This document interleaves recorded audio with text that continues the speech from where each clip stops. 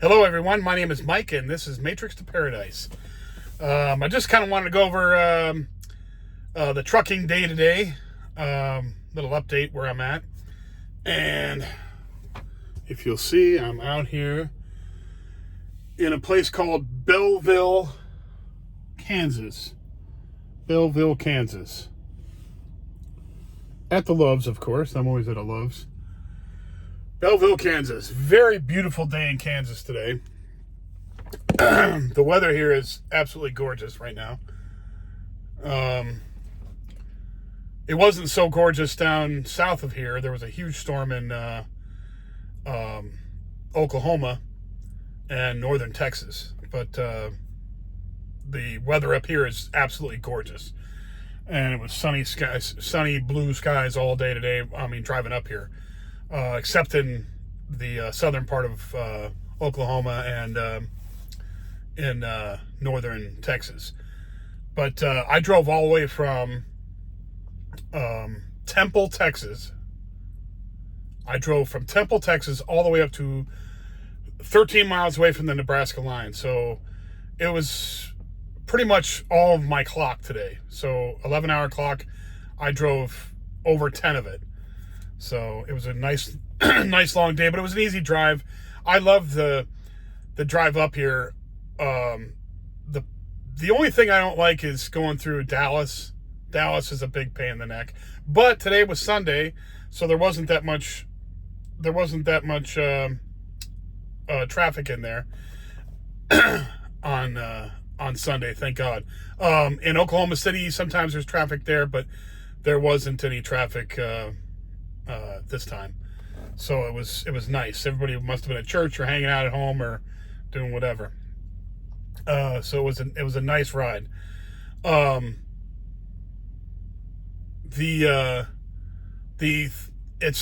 It's Interstate 35 from Temple all the way up past to, it goes all the way up to Wichita, Kansas, and then it turns into 35 goes over to Kansas City and then up to Minneapolis up there.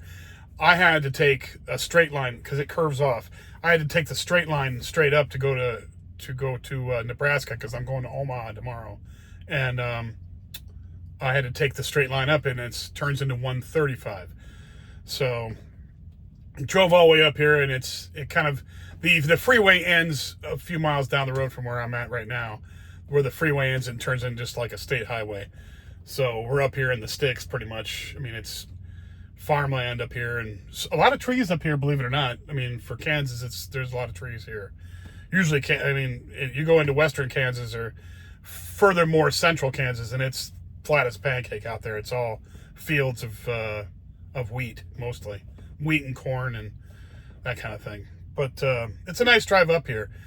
I'm going to drop a load tomorrow in Omaha. So then I'll probably get a load there somewhere and head on out somewhere else. Hopefully not too far back east or anything, because I like staying on the western side of the Mississippi River. The drives are so much nicer. It's, and not just because of the scenery, but just that, there's less traffic. I mean, you drive out in the East Coast, unless you're going to the South, because I love going to the South. That's another thing too, is if you drive through the South, say I-10 or I-20, and you drive all the way through there, unless you're going to like, Atlanta or one of those big cities, Jackson, Mississippi, or New Orleans, whatever, you're going to find, it's going to be a nice drive, and you're going to find the sweetest people live down there. I'm telling you. I've driven all over the entire country. The bottom 48. I've driven through every single state, and the nicest people are in the South. That's just the way it is. It's the truth. Texas over, all the way over. I'm from Arizona. People in Arizona are pretty nice, but there's a lot of transplants there. There's becoming a lot of transplants in Texas too, but the southern states, the people are just nice. You go to the distribution centers, and you have to go to the shipping offices there, and I'd go, you go into most shipping offices and they're kind of jerks. They're kind of just like, standoffish, whatever. hurry up, get your stuff, well, here, you got to put this there and go there and get your trailer here and, get out of here. Pretty much. It's not like I don't say that, but I mean, pretty much that's the attitude.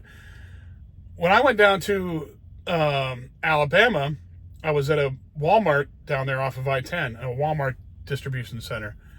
And it just so happened to be just north of a place called Bayou La Batre, Alabama. Well, if everybody remembers, Bubba from Bubba Gump Shrimp, Bubba from Forrest Gump, he was from Bayou La Batre in the movie. So I asked the gate guard there, I said, hey, Bayou La Batre is just right down the road. He goes, yeah, it is. It's only like 5 miles down the road. And I said, well, that's where Bubba's from. And he goes, that's right. He sure was. He goes, the old boat that they used in the movie is still down there. And he goes, they it's kind of like an attraction down there. I was like, no way.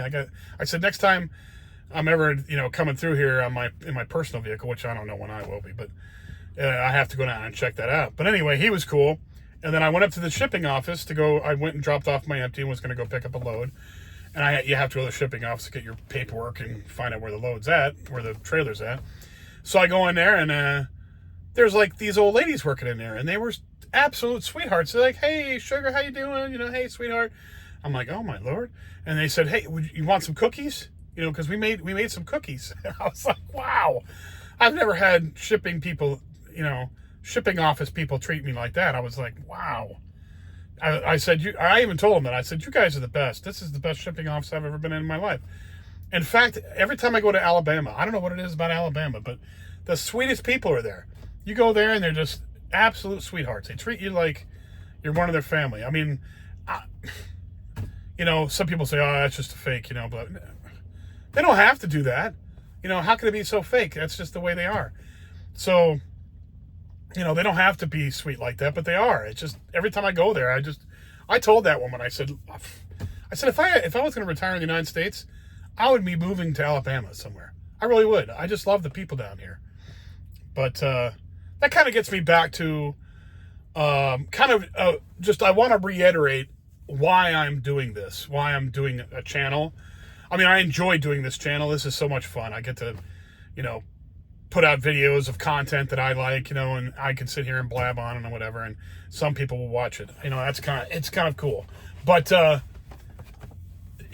that's not the reason why. I'm just doing it because I want to document my happiness, basically is what it is. Because for most of my life, and I'm 50 some years old now, and for most of my life, I've been doing what everybody else has wanted me to do. My parents, my ex-wife, my friends, my family, everybody, everybody kind of falls into that, a lot of times. You just don't know which way you're going to go when you're a kid. So everybody kind of guides you. Hey, this is what you should be doing, So I knew all along that I always wanted to go explore. I always wanted to go see other countries. And go see other places and learn cultures and languages and all that. I always wanted to do that. I just, from the time I was a kid. But I just didn't know how to do it and how to get it done. And, at the time that I became an adult and I was able to go and do some stuff, I wanted to get a career together. I wanted to go do something. I wanted to get, and then I got talked into, I talked into saying, hey, maybe you ought to think about getting married, getting, settling down and start doing something with your life and blah, blah, blah, blah, blah, blah, blah. And I just, you fall into that, and I did eventually get married. I found a girl. I thought, maybe we it wasn't like I didn't love her or anything. It just that I think we got together for the wrong reasons. We got married and, it just didn't work out, but it doesn't matter. The whole underlying thing was I was doing what I thought would make everybody else happy, or would it was just I looking back on it now, I wasn't conscious of that when I was doing it, but looking back on it now, it was pretty much just